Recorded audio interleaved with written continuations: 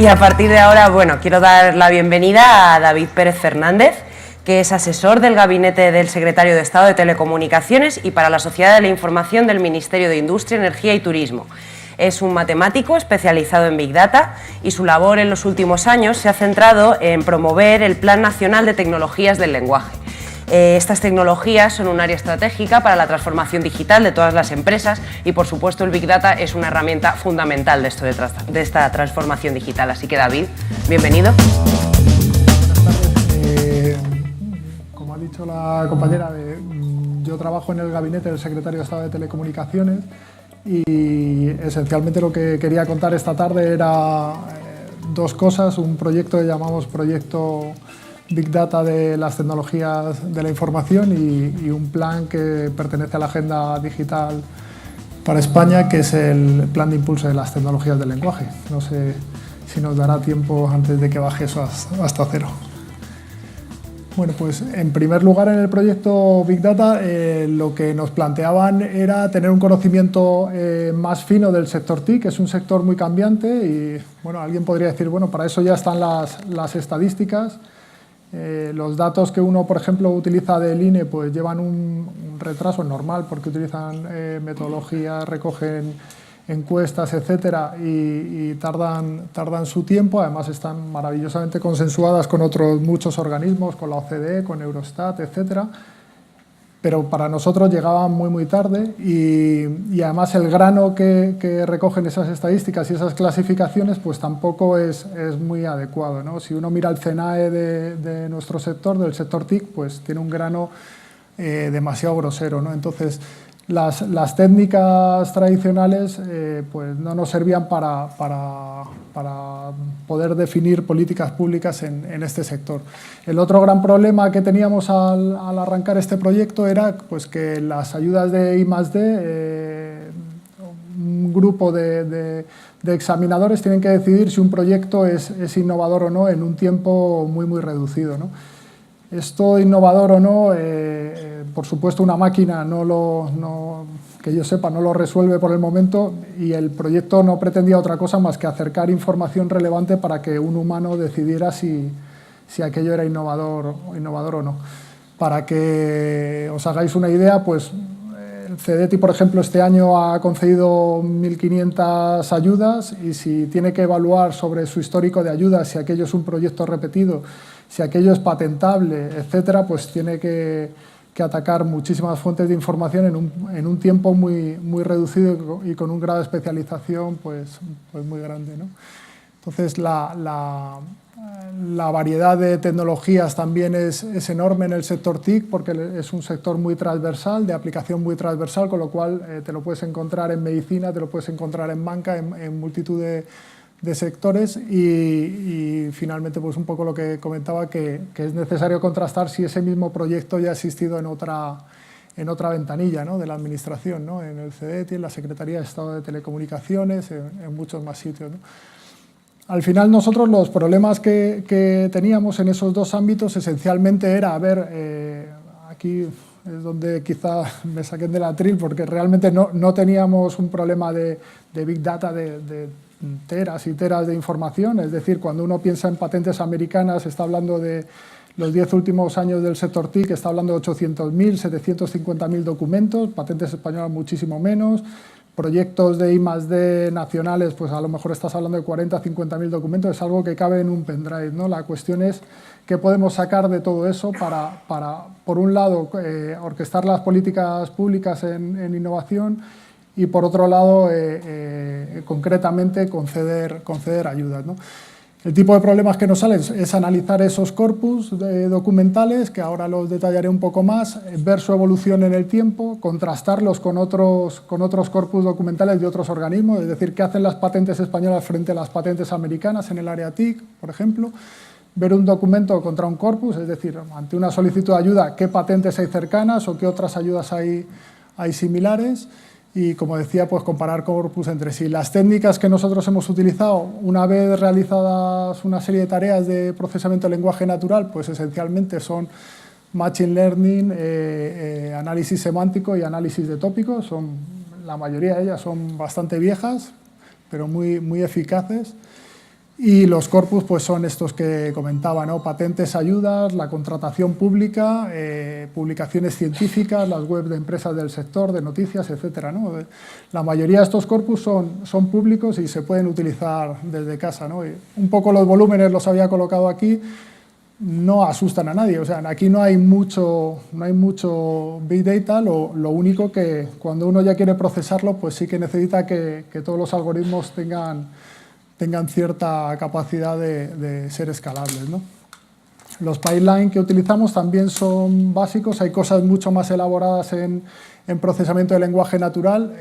Les invito a que, además de ver Big Data, aprendan cosas sobre procesamiento de lenguaje natural, porque es la Sociedad Española, por ejemplo, de procesamiento de lenguaje natural es tan anciana como el Instituto de Ingeniería del Conocimiento, tiene 32 años, y es sorprendente todo lo que saben hacer con un texto básico, ¿no? Bueno, estas cosas un poquillo más feas. Iba a comentar solamente un caso ya de uso concreto que utilizamos allí. Esto es una manera de explicar lo que hace Amazon mismamente con nosotros cuando compramos, ¿no? Ellos tienen una gran matriz de productos usuarios, en nuestro caso era documentos con terminología, y lo que hicimos fue descomponerlos en distintas temáticas, ¿no? Esto para Amazon pues sería perfilar a los usuarios en relación con los productos que compran, ¿no? Encontrar una articulación intermedia en esa gran matriz. Para nosotros eso nos ha servido para caracterizar documentos pues por las temáticas que tratan esos documentos, o sea, de qué áreas está hablando esa patente, de qué temas está hablando esa solicitud de ayuda. Y lo interesante, bueno, además de poder ver su evolución temporal, lo interesante es que caracteriza muy bien una idea, caracteriza muy bien un proyecto y caracteriza muy bien una patente. Con lo cual puedes hallar distancias entre, bueno, pues uno de estos tópicos, estos serían algunos ejemplos de tópicos, de agrupaciones de palabras que haya un algoritmo típico de LDA, que es de 2003 el algoritmo, o sea, es bastante anciano también. Pues son agrupaciones que haya, ¿no? Respecto a una patente, pues esa estructura de tópicos a nosotros nos la caracteriza muy bien y nos vale para hallar distancias entre patentes y entre ayudas también, ¿no? No solo nos vale para eso, sino también podemos descubrir, bueno, pues esta es un poco la parte más sangrienta del proyecto, que es encontrar proyectos que son clones unos de otros y que se presentan a distintas ayudas. Y en el caso de patentes, pues nos sirven para hallar patentes cercanas, ¿no? Y con unos resultados pues bastante buenos. Además de eso, nos vale para ver qué está ocurriendo en las ayudas, ¿no? Para ver, por ejemplo, en este caso son 13.000 documentos, no es una cantidad muy pequeña, pero nos vale para ver en qué áreas está trabajando el sector, qué tipo de ayudas pide, en qué somos buenos, en qué podemos competir, y además intentar ver eso comparado con algunos de nuestros competidores, con Estados Unidos y demás. Podemos además ver cómo evolucionan los tópicos, qué está haciendo Cloud Computing, qué hacen otras áreas, y además intentar compararlo con qué hacen otros países, ¿no? Que tienen otras mecánicas distintas, no se puede pintar en el mismo gráfico, pero sí que nos vale para ver, por ejemplo, cuando Spark está arrancando como una tecnología en Estados Unidos hace ya tiempo y que aquello está emergiendo, ¿no? Además, nos vale para una cosa muy interesante, que es pintar nuestras ayudas con las de otros organismos, saber si nos estamos solapando con CEDETI, con la SEIDI, etcétera, intentar tener un mapa de por dónde anda cada uno. Obviamente a este gráfico le faltan dimensiones porque se pagan distintos instrumentos, distintos tipos de proyectos, con lo cual faltan muchas más dimensiones, ¿no? Pero la temática es una de ellas. Aquí. A ver, tiempo a beber y todo. La otra parte de la que quería hablar era del plan de impulso de tecnologías del lenguaje, que es, pues, digamos, este proyecto anterior es una derivada de él.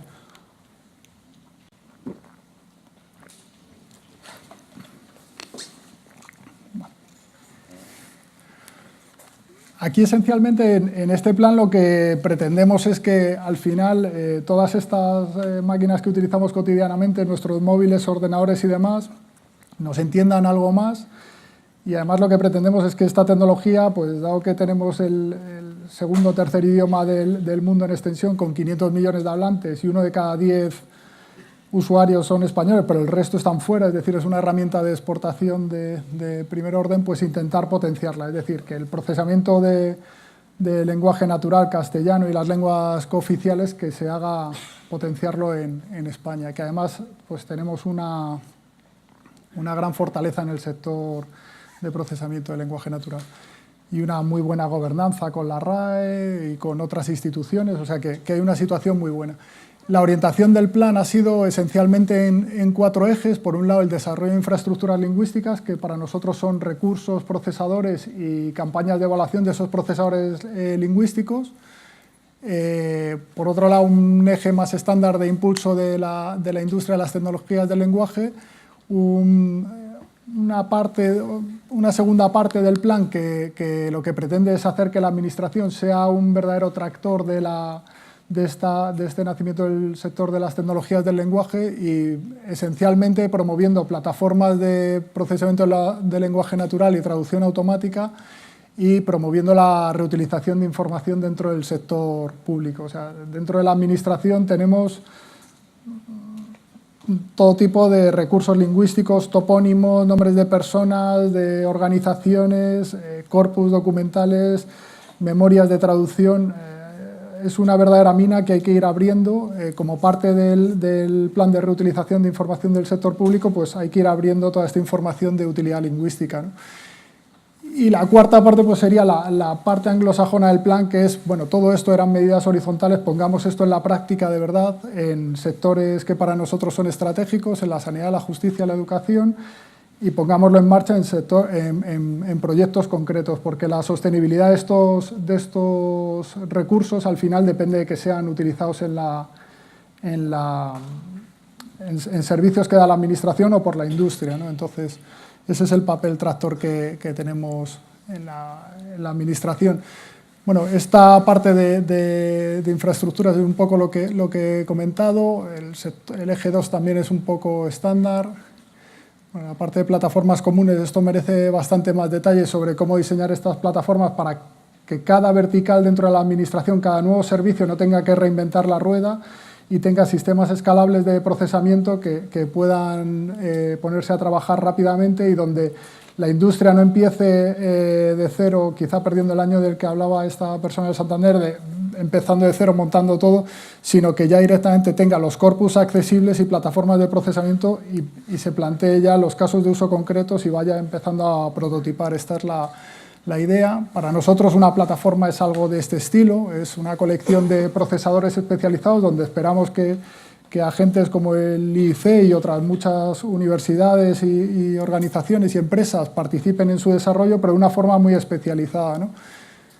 La condición aquí es la orientación a componentes y la interoperabilidad de estos componentes, ¿no? Los hay de carácter general, de dominio específico, y estos casos de uso se van a ejecutar en esas plataformas en una central que va a estar en el CIO de la administración y en plataformas que sean instancias en otros organismos. Es decir, cuando uno piensa en procesamiento de lenguaje natural en un hospital, uno no puede sacar esa historia clínica fuera del hospital, sino que tiene que procesarla ahí, con lo cual hay que mover el software al dato más que el dato al software, ¿no? Y bueno, este es el que ya he comentado. Los proyectos faro con los que arrancamos son estos, esencialmente 3 grandes proyectos en sanidad, justicia, inteligencia turística, y eso con lo que arrancamos. Y bueno, pues esta es un poco la idea que hablaba de la parte horizontal del plan, qué cosas son infraestructuras lingüísticas, qué cosas son datos abiertos, recursos generales, etcétera. Esta es un poco la organización que hemos dado al plan, con un comité directivo, un comité de expertos y una oficina técnica general, y luego los proyectos verticales. Y bueno, esto es un poco más complejillo, esto lo vamos a matar. Y esencialmente, pues este es el plan de impulso de tecnologías del lenguaje. Entonces, nosotros estamos ahí entre 2 grandes agujeros negros, entre la parte de inteligencia artificial y la parte de Big Data. No somos ni una cosa ni la otra, pero creemos que es una tecnología muy transversal que se puede utilizar en en muchísimas aplicaciones y que se puede extraer muchísimo conocimiento de colecciones de documentos ridículas, o sea, muy, muy pequeñas. Si uno piensa en la contratación pública europea, a lo mejor está hablando de 1 millón de documentos anual y ahí hay un conocimiento increíble sobre cómo se está moviendo el sector de la contratación de una buena parte de la administración. Y un poquillo más, ha sobrado tiempo y todo.